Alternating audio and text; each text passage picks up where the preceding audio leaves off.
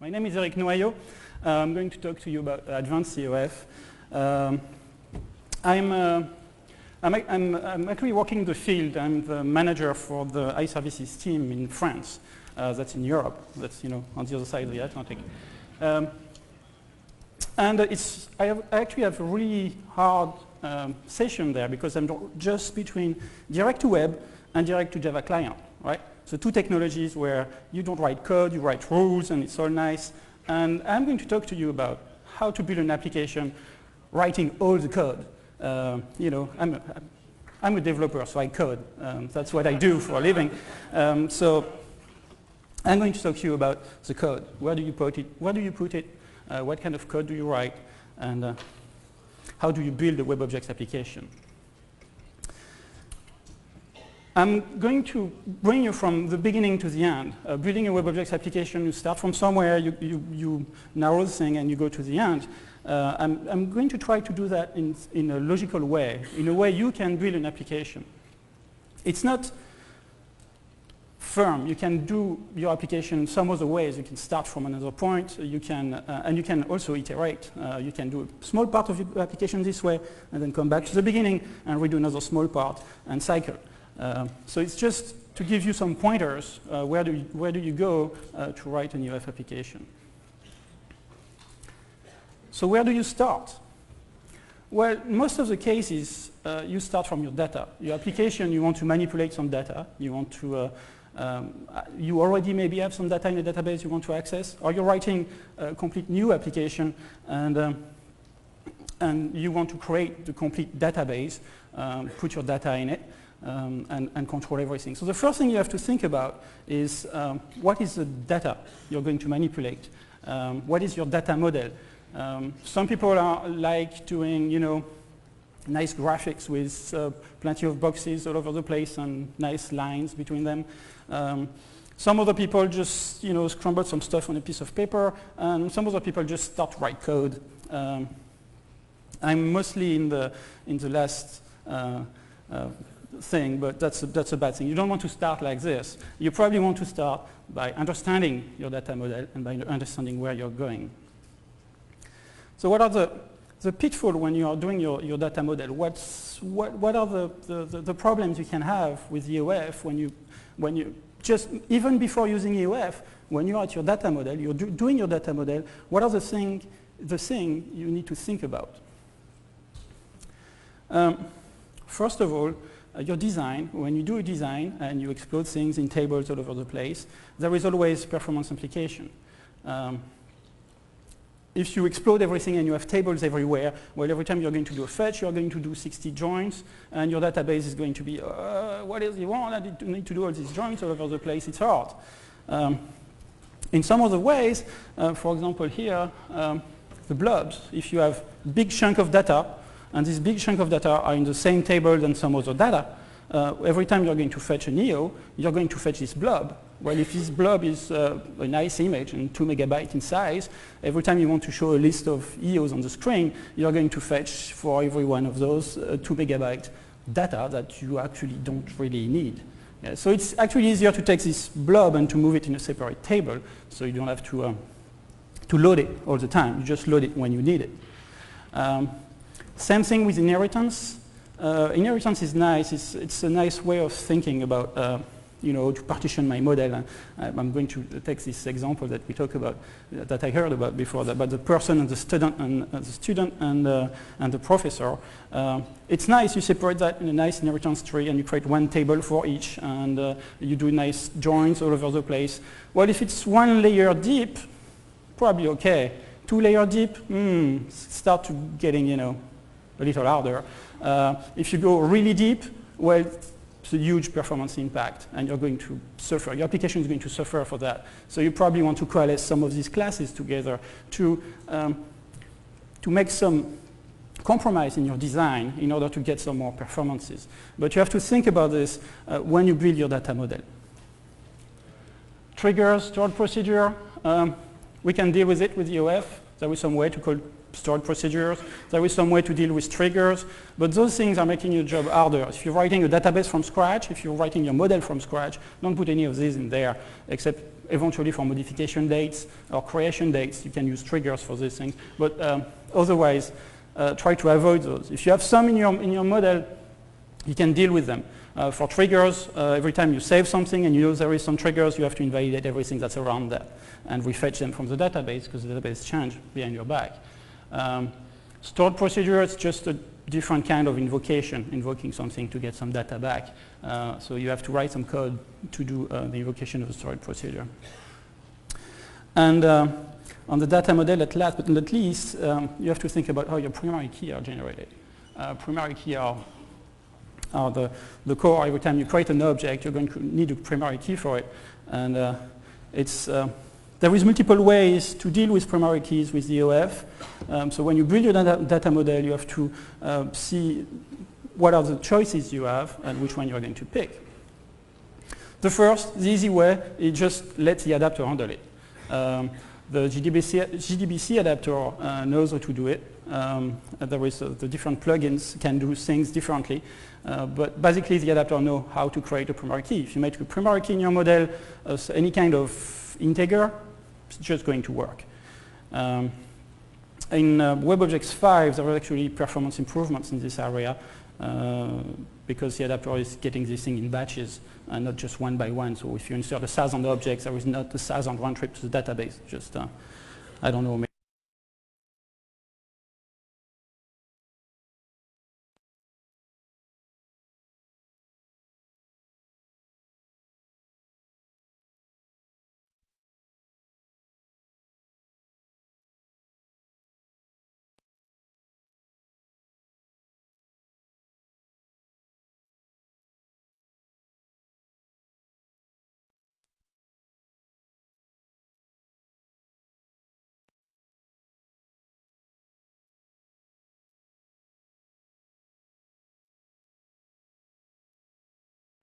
Primary key. It's generating a unique number from your process ID, the port number you're using, and the time, and some other data. It's building this huge 24-byte binary thing, and that's it. And you save a primary key in the database. Sometimes, not, if you need to present a primary key to the user, that's definitely not a good choice. Of course, hexadecimal big primary key. Remember that. If you have some existing data and the primary key generation in there is just specific and doing some weird thing, taking actually current values that exist in the object and put them together, you can implement the delegate database context new primary key and just return a dictionary from there. That will be the primary key of your object. Or the easy way is if you want to do something simple, is you can mark the primary key an attribute of your object and fill them yourself when the object is inserted in your editing context. Say, oh, there is no primary key in there, let's put something and get to something from wherever you want. So you've built your data model, or you've thought about it, you know where all the data is going to be, how you're going to design the data, and now you have to build a model file. You know, all this magic in direct-to-web and direct-to-Java client is all happening because there is a model file and just there is rules extracting stuff from there. So you need a model file. And a model file is actually not that easy to get right. So my first tip on your model is spend time on your new model. Just don't try to rush it and just write a new model and go write your application. Just, you know, look at your model and click on all the inspectors. If there is a checkbox you don't understand in there, well, maybe you should understand it. And maybe you should look in the documentation, try to find what this thing is doing, or writing a little test application, trying to see what this thing is doing when one is changing the other. You can also compare your relationships, the relationships you're building. We ship some example EO model in WebObjects, in the examples. Just compare the relationships you have with the relationships in the model. Try to think how do they fit the same way in your design? Is it the same kind of relationship? And look at the relationship and see in the inspector if they look similar. If something is different, try to think why it's different. And finally, just take this model and use one of these great direct to something technology and just drop your model in there, run a direct to Java client application. If the application looks like something you can use, your model is probably okay. If your application looks like is weird, there is entities that you don't expect there, but then, it's in a separate window, should be in the same window. Maybe you did not express the relationship exactly right. The heuristics in direct to Java clients particularly are really excellent and are giving you a good overview of your data model. Okay, so I have a small application that I actually built most of it in the plane. It's so nice to have a PowerBook. It's fit on the tray. So I built a small project, and inside this thing, it's yet another bug tracker system with a different database, a different model, a different everything. So just everybody needs a bug tracker system, and everybody wants his own. It's opening. Double click on it. Hello. Wake up. Okay. So that's a good start for a demo. There we go. I have it 2 times now. It was probably completely swapped out. Okay. So it's just a really simple model file. Okay. What's it doing? I'm going to make it bigger. You have a bug. The bug has some component, is part of a component. There is some priority, some state, some comments on this bug from some users. A user on a bug, a user on a comment, a user on a component. This kind of relationship. Actually, this one is not the simplest one I can show. There is something simpler. So it's a really simple model, but I just want to use this model to show you some little things. As you know, in a database, usually little database of bugs like this, you have you have something like 5 different priority in your model, in your data, and you have maybe 10,000 bugs. So something you probably don't want, if you go look at priority here, is the relationship to bug should probably not be a class property. Should probably not be part of your priority object. Because if it's part of your priority object, every time you add a new bug with this priority, well, we need to add this bug into the array of all the bugs of this priority. So you're going to fetch all these objects just in order to insert this thing into this array. So and it's a costly fetch. So this relationship, the inverse relationship, is very important. The inverse relationship from a bug, you want to know what the priority is just by following a pointer. But the other way, you probably don't want it. So the first reason is performance. You have this thing, and you have this huge array, and you don't want to fetch it. The second reason is the priority.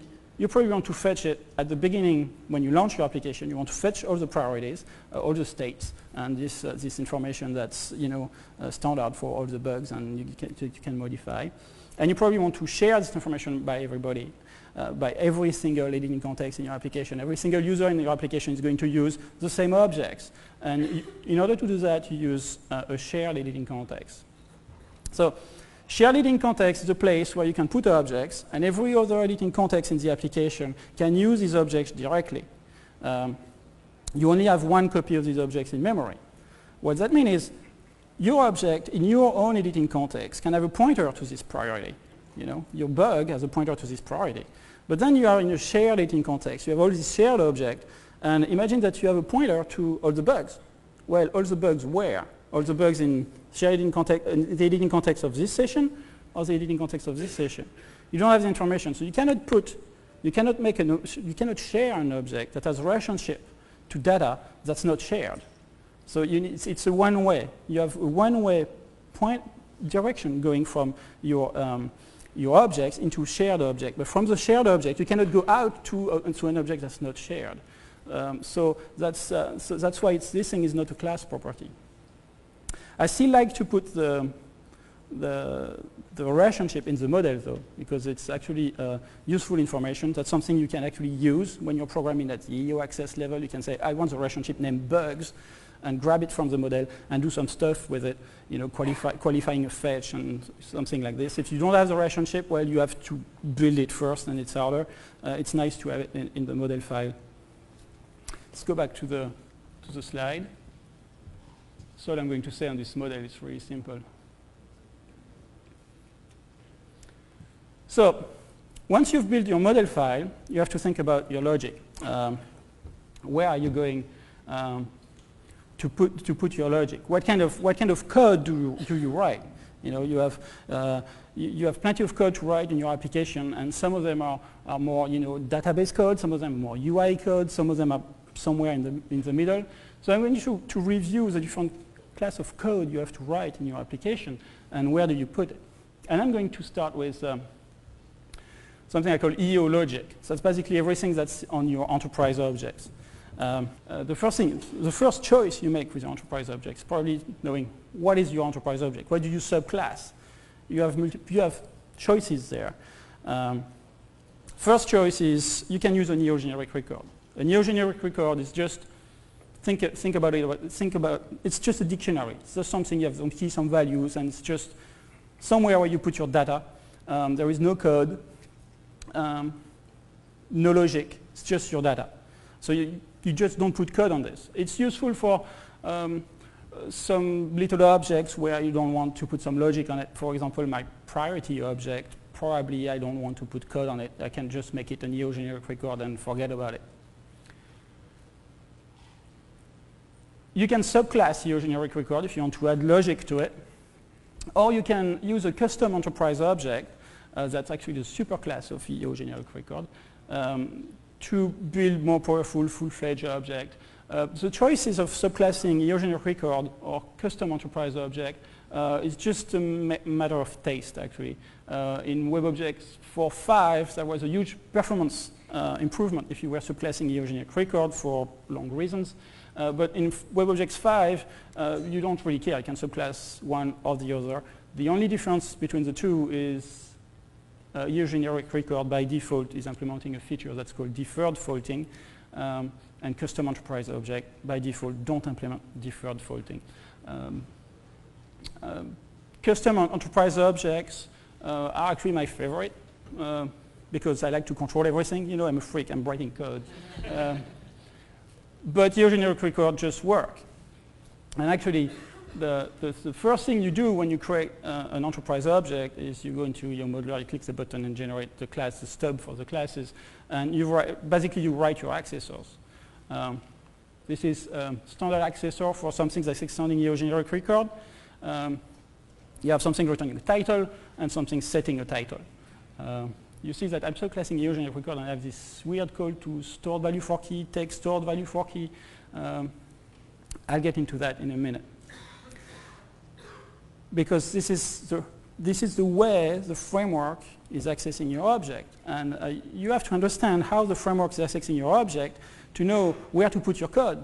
Because if you don't put your code at the right place, the framework is not going to invoke it the way you want it. So accessors are really important. You have the accessor to set the value and the accessor to get the value. And you can put code in there. If somebody tells you that you cannot put code in accessor, it's going to do a break or lose, that's not true. You can put code in there, but you have to be really careful when you put code in there, is the story. And why do you have to be careful? Because key value coding is actually relatively complex. You have two ways of accessing your EOs. And the frameworks we have are accessing the EOs in these two different ways. If you imagine a stack, you have your database at the bottom, and then EO access, and then EO control, and then the interface and web objects or any kind of Java client thing. Your EO is sitting in the middle.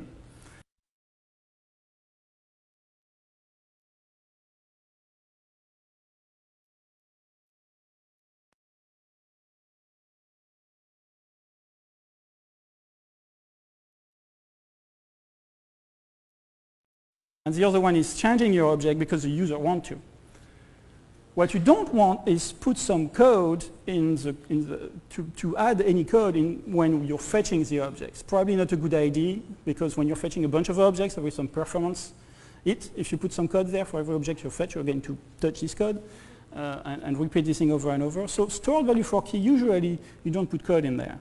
On the other side, when you use key value coding, when somebody is invoking your object via key value coding and not stored key value coding, you may do something. Let's take a simple example. You have a modification date in your object, and when somebody changes the title of a bug, it's changing the modification date on the set title. If you do set title on your EO, it's going to say modification date equals now, and put that into your EO. So changing the title is actually changing two attributes. But when you fetch the object from the database, you don't want this set title method to be called and change your modification date. You're not modifying the object, you're just fetching it. So you have to understand how key value coding works and how key value coding invoke the things in your objects to know where to put your code. So the first thing is key value coding. The user interface is accessing your object. What is it calling? In what order? So the first thing key value coding tries to find is a method with the name of your attribute, name. Actually, one that's missing on this slide, everywhere where you see name, you can replace that by get name. We're in Java, so we support the get version also. So it's looking for a method name, get name or name, and then it's looking for the instance variable directly, trying to access it and see if I can put something into this instance variable named name. That's a bad name for an attribute to explain on the way. It's named, okay. I'll use label next time. And then key value coding still is trying to find a method name underscore name, and underscore get name, or an attribute name underscore name. As opposed to this, the set value are doing the same thing, looking for a method named set name, or the instance variable name, or after that, and there is an order in the way they're doing things. And the big difference between key value coding and stored key value coding is that the order is different. So we can show everything now. So imagine you have your object and you have two methods on it. One named name and the other one named underscore name. If you are in key value coding, the one that's going to be called is name. If you are in stored key value coding, that's going to be underscore name. And you can play with this thing. You can turn them around. Something important in WebObjects 5 is it's pure Java. So all these methods need to be public. If you want key value coding to access your instance variable directly, you better make it public. If you are at the top, if your object is not in a package, we'll find it. We have ways to finding it. But if you put your object inside a package and you make your instance variable protected, WebObjects has no way to access this thing. When we were in Objective-C with the bridge and stuff, we are going from under you and just pulling the value from there. But we can't do that anymore. We don't want to add some stuff in the VM to do that. It's just not clean. So think about the protected and public and private because it's going to change the way your objects are accessed if they are in a package. If they are not in a package, don't bother about it. It's just going to work like before. Except if you mark them private, so nobody can access them. But if they are in a package and protected, not in a package and protected, we can still access them. You can change the way key value coding is working by implementing one of those methods. Those are static methods, but we do some magic, so they are inherited. So if you can inherit this classic method. But so you can say, I don't want the frameworks to access my field directly. I just want the framework to use the methods, never the field. And should use stored accessor if you return no to this method. There is no difference between key value coding and stored key value coding. They all do exactly the key value coding thing. There is no more stored key value coding. So you have your accessors in your object, and the second thing you usually put in your object are validation. When the user changes something in the interface, you want to make sure that the thing is changing is correct. So you write a validation method. There is multiple sort of validation method. The first one is just validating an attribute. So in this case, it's really bad, validating an attribute named, whatever. So you just write a method, validate name, taking a string, because my name is a string, and returning a string, and the thing is throwing an exception.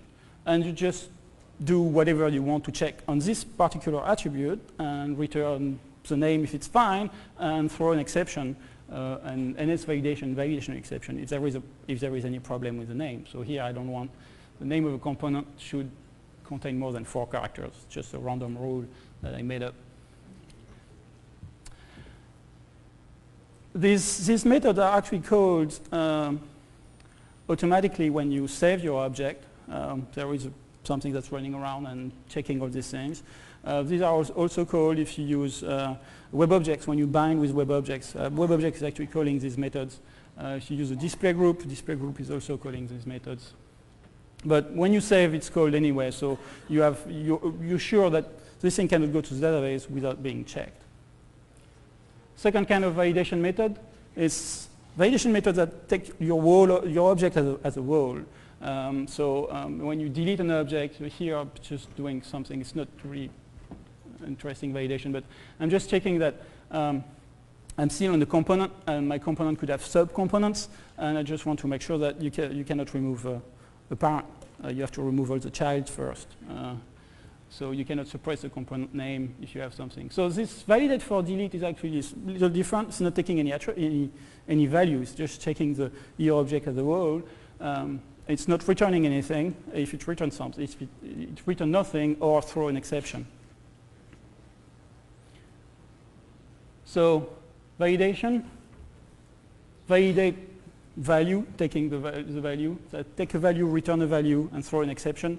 That's important because in Java, a method signature is actually the name of the method and the type of its arguments. The type of the return value is not part of the signature. So when we find a validate method, we don't know what this thing is returning. So if you write a validate method that's returning void, we're not going to notice, and you're not returning anything, so we're going to put null in your object. Because you return void, we don't know where to find this thing, we put null. And there is no really easy way to get out of it. So make sure that you return something from a validate attribute method. The 3 methods for validating your object as a whole, validate for delete, validate for insert, validate for save. I think they are self-explanatory. By default, validate for insert and validate for save are doing the same thing. In these 3 methods, there's something missing on all these methods. They all declare to throw NS validation exception, in these 3 methods, something that's important is to call super. Because if you don't call super, the validation that's set in your model file is not going to happen. Because this is in validate for save that the framework is actually going through all your attributes and saying validate name, validate title, validate something else. So you have to call super. If you don't call super, all the validations that you have set in validate something is not going to be called. And all the validation that's in your model file is not going to be called either. So that's a pitfall to avoid. Other method you can implement on your EO logic, enable to set null for key. If you have an attribute that's an integer, we cannot put null in there. So if we can put null, we're just throwing an exception. If you implement enable to set null for key, you can do stuff there, and we're not going to throw if you implement this method. Away from insertion, when you insert a new object into an editing context, that's actually a place. When you create a new object, the first thing you do, you insert it. When you insert this object, there may be some stuff you want to put some default value in there. You want to set up a creation date. This is actually a method that's really useful that you can use all the time. Awake from fetch is once you fetch from the database, the framework is going to call you and tell you, hey, you've just been restored from the database. You can set up some value in you and do some stuff. Method you should probably not override are the 2 methods that are used by EOF that are will change and will read. If you're using EO generic record, you never see those methods. Just subclass and call stored value for key and calling automatically these 2 methods. If you're implementing custom objects, you see these 2 methods. Before accessing an accessor, you call will read, and before setting a value, you call will change. That tell the EO editing context looking at your object that something is about to change, or we need to fetch data because it's going to need this data. These methods are called really, really, really, really often. Every time you access an attribute, every time you set an attribute, you call one or the two of them. So those are expensive methods used all over the place. If you put code in there, and this code takes a little while to run because you want to do some, I don't know, something, you're going to have performance problem right there. Because your fetch, you can easily double the time you're taking to fetch a set of objects from the database by implementing 3 lines of code in there. So that's why this method, you probably should not override them. Finally, keep your EOs clean. When you're writing your EO logic, you can put EO access code in there, WoW framework code in there. But if you don't keep your object clean, if you put specific code, EO access specific code or WoW framework specific code, that means that you cannot use your logic anywhere else. And with all this Java client technology, maybe one day you will need to have them on the client side. And if you put WoW framework code in there, you will never be able to take this thing and move it to the client side. I'll make one exception for EO access. Also, EO utilities method that you can use to do some specific thing. You can use those because actually those are present in EO access, but they are also in EO distribution in a different package. So you can actually use them in both places. But you have to be careful by the way you use them. If you use the same code in both places, you can't, obviously. So you have to subclass and make the code using 2 different packages. But that's the only exception that's okay. You can use, that's the only place where you can use EO access specific code.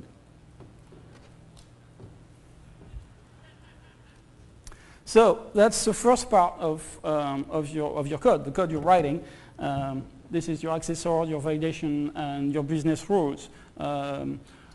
Business rules are, just the code that you need on your EOs, just going from one EO to another and doing, I want to buy a car. I have the car object. I have the buyer, and I do all this thing that's part of the business. That's part of the thing you do. So these are the business rules you can also implement in there.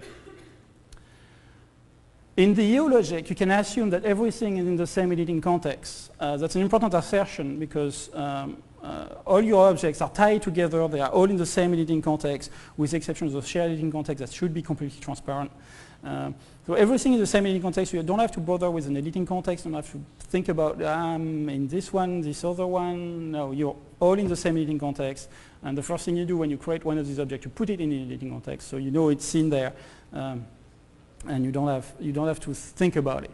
This is not the place where you create new editing context or where you move things from one to the other.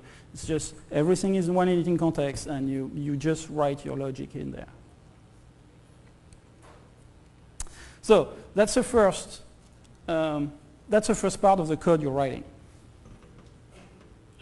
The second part, I expect that most of you are familiar with this.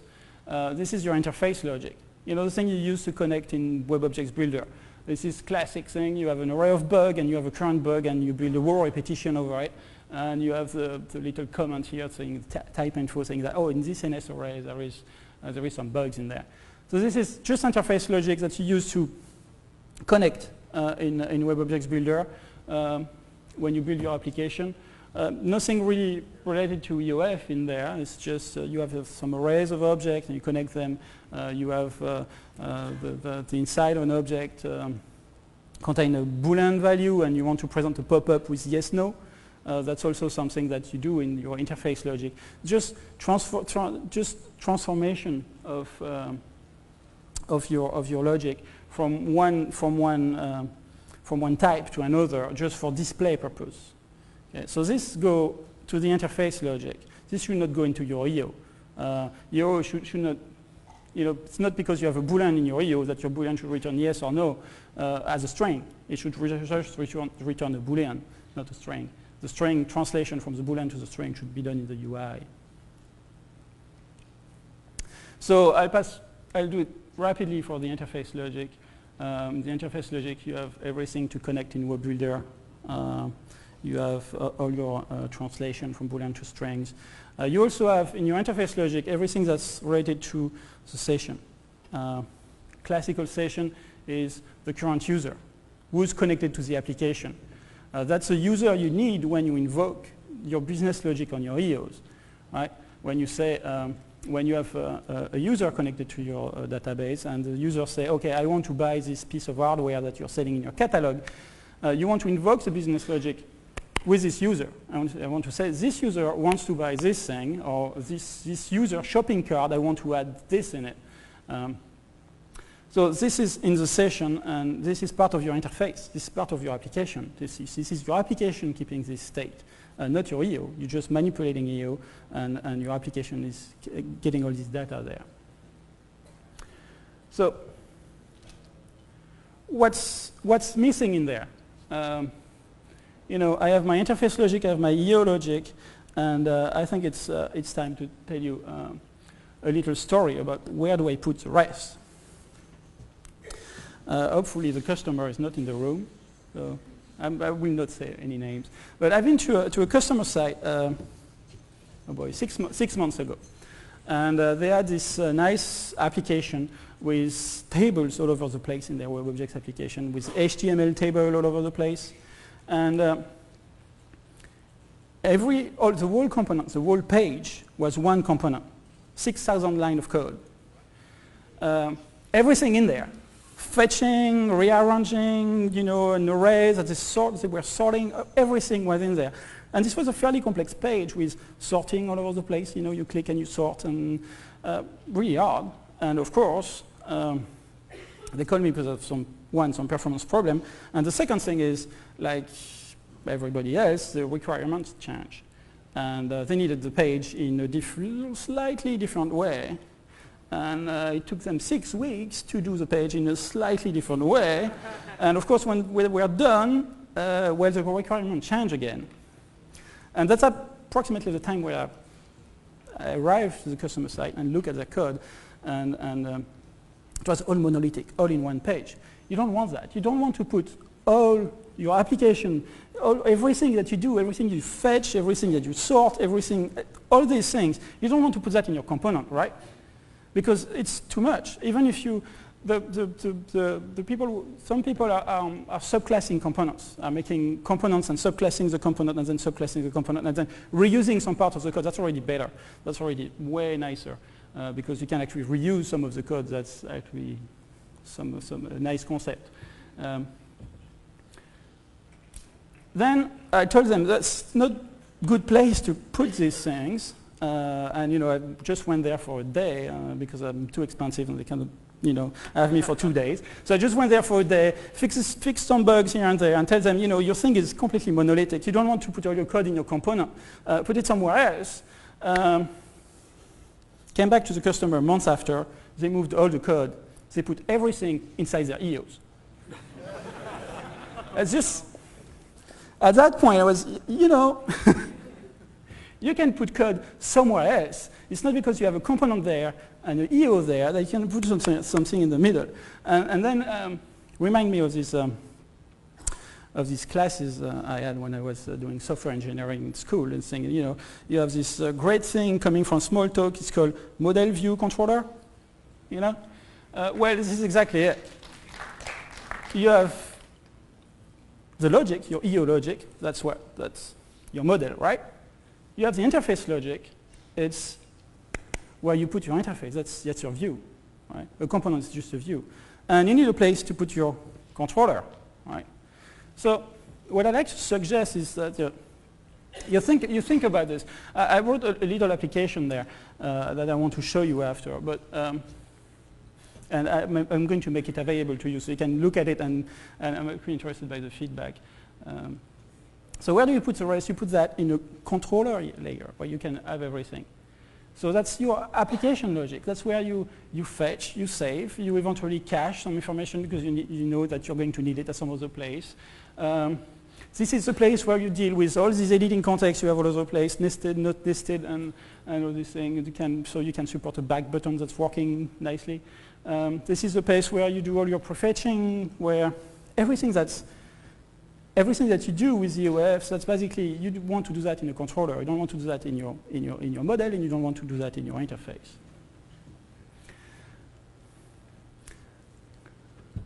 I'm going to save my other story for the end. So, what are the advantages of having a controller that's ideally not dependent on raw frameworks, just a set of objects surpassing Java long objects, and not touching anything in the frameworks, just accessing EOF access, and you have methods in there to build fetch specification, to retrieve fetch specification, to retrieve a set of objects. Well, you can reuse them on the client side.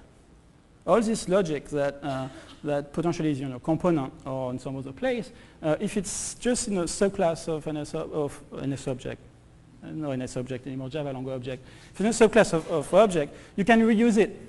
You can move it to the client side. And it's a subclass of objects, so actually you can test it without running your WebObjects application. You don't have to have a raw component, a raw session or something. You can just write some 3 lines of code and test the thing. So what I want to show you now is a little, if I can have this screen on, is this little application I wrote while I was on the plane. So I have here an application that's just a little simple application. That's another bug tracker system. I'm going just to run it. I think I already compiled it, so it should just run.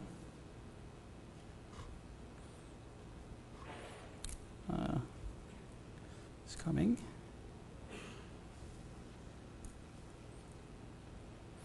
There we go.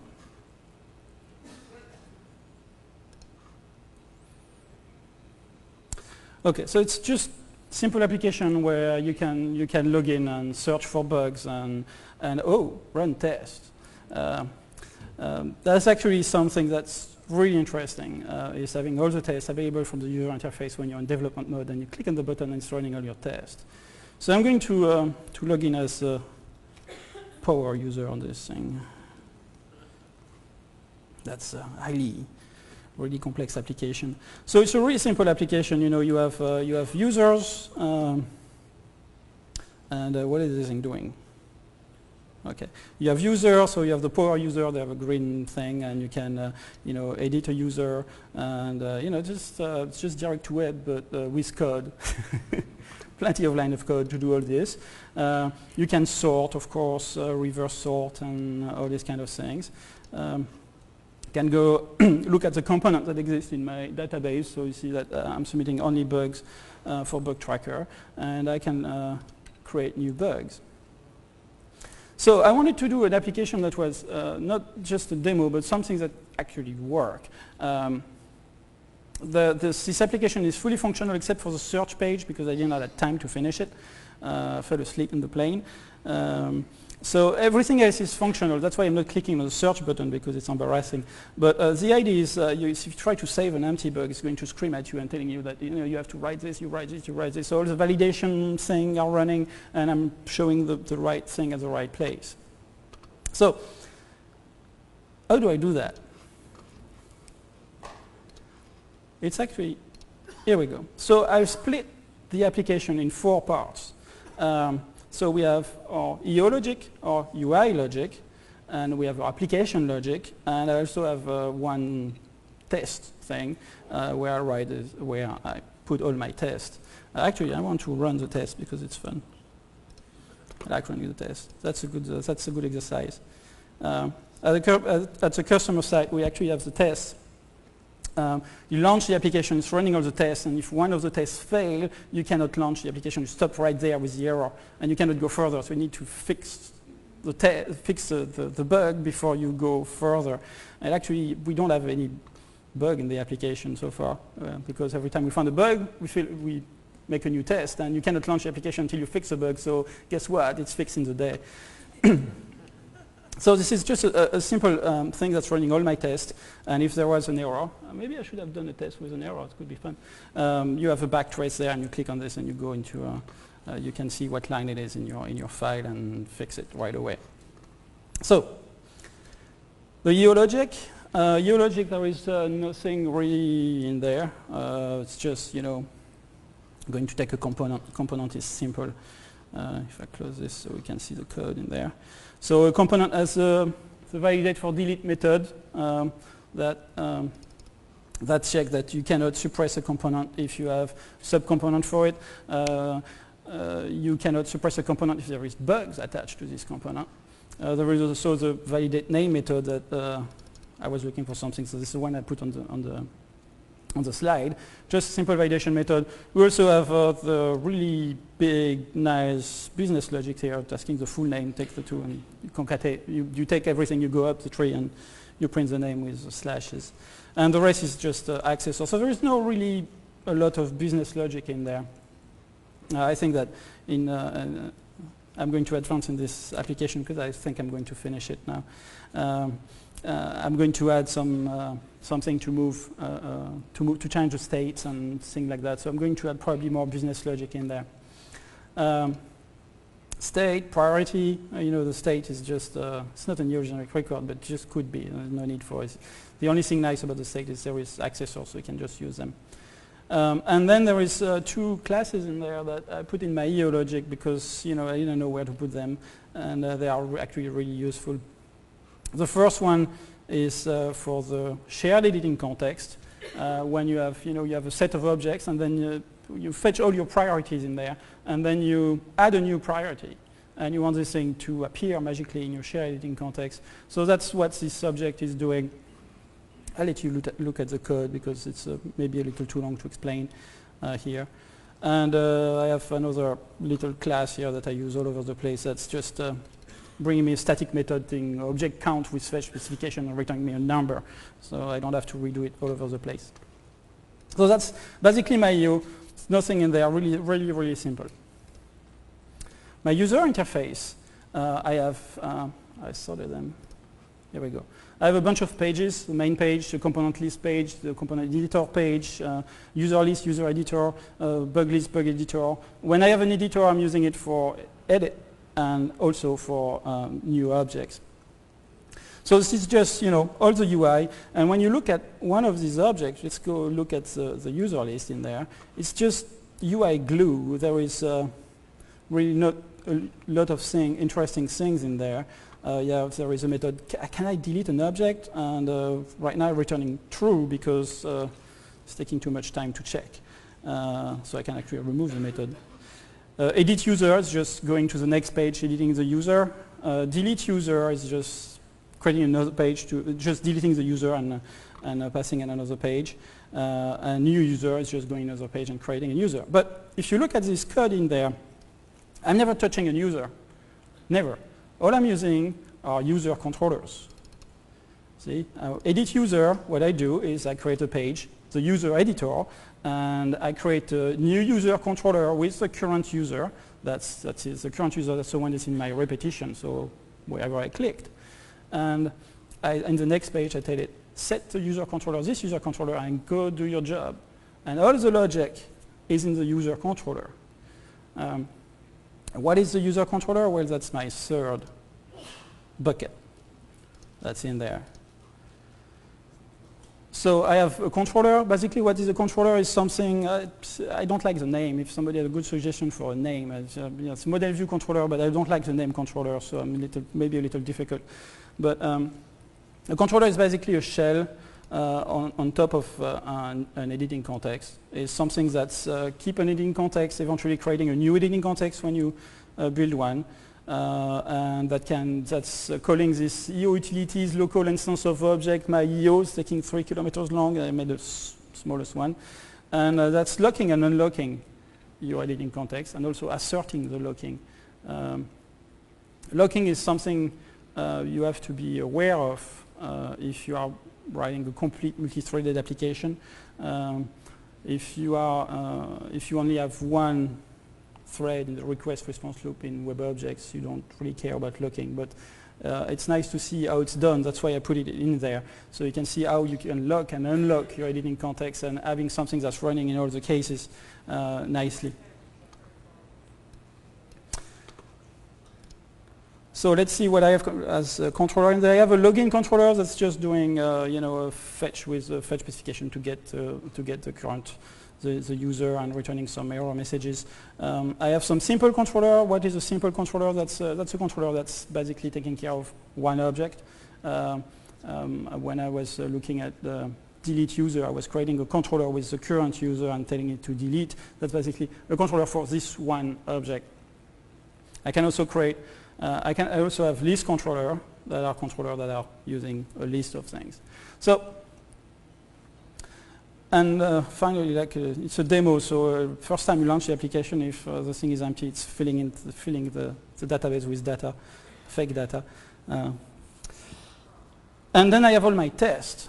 I want to insist on this because this is actually something that saved our butt a couple of times. Because you know, if you don't have the fact that you have all these controllers and you can test them by writing simple tests. I'm going to just show you the login test in there. You know, test logins, just creating a login controller, set the username, set the password, and ask it for the user. And if this thing blows up, the user is not there. So I'm just asserting that this thing is returning the right errors at the right time and doing multiple things like this, testing multiple cases. This is really nice because imagine you have one of your developer that, well, we have this huge thing, we need to add this feature, and it's just starting to hack into the code and write all this thing and commit it into CVS, and that's it, that's finished. And then 2 weeks later, you notice that, well, he broke something. Well, if you have testing your controllers in all the different ways, if you break something, you're going to notice right away. And actually, this happens more often than you can think, too. It's something that's happening really, really often. So I guess there is, where am I? I guess I'm there. I just want to finish with, if we can go back to the slide, where did I put my thing?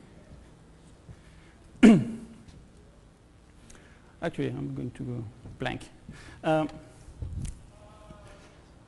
Just a little story to tell you why I really think this thing is good. At another customer site, these one are doing the things right because they hired me to manage the project. So, so at this customer site, we started building an application, and we use these concepts and all the way. And I told them, you write tests before you write your code. What test? Yeah, test now. So we had tests running. We have everything running. It's so nice. And then the CEO of the company wanted to see to show a demo of this application, but he wanted to customize it because, you know, the look we were using was the look for one of their customers. And this is an application that has a different look. You know, they have people going to the customer site and customizing these applications to the different sites, so they look different. So he wanted this application that we started from scratch, something like 3 months before. He wanted the demo to show to one of these customers. Of course, we didn't have anything ready. It's just a short demo. We had something running, but it was with the logo of somebody else. So he wanted it with the logo of the real person. And oh yeah, and he wanted their current application. They have this field in there that they don't have in there. Well, basically, he wanted a completely different UI. So we cannot do that. And then we went for it. We just, you know, we have to do it. So let's do this UI. So we went in there and removed the UI and started from scratch with the UI. And basically, we did the demo, and we had to write something like 6 lines of code because everything was in the controller. And I didn't even think myself that it was going to work that well, but actually everything is in the controller. So all you have to do is actually wire stuff in WebObjects Builder, and that's it. And that's a really, really, really powerful thing. So I don't have all the answers. There is some stuff in this application I'm not happy with. There is Some stuff I'm really glad I did it this way, some stuff I don't really like. That's why I didn't finish the search, because I'm not sure that the search I did is great. But even if it's a work in progress, I want you to look at it, eventually giving me feedback. I don't guarantee that I'm going to read all the feedback, okay? I'm probably going to read it, but I'm probably not going to answer, because I don't know how many of you are in this room, but if you all send me 10 emails, I won't be able to reply. But I'm still interested in the feedback. Actually, if you can go back to this screen for a minute. I've used the powerful, some powerful Apple technology in there. So if you go on homepage.mac.com/EOF, there is this really nice page that I did with PageMaker, where you can download this exact application that I just showed you. And feel free to send me feedback. Feel free to send me any comments that you have. I'll try to integrate them if I can. Send me flames if you want. I'll read them too. And okay, back to the slides. And that's basically all I had to say today. So.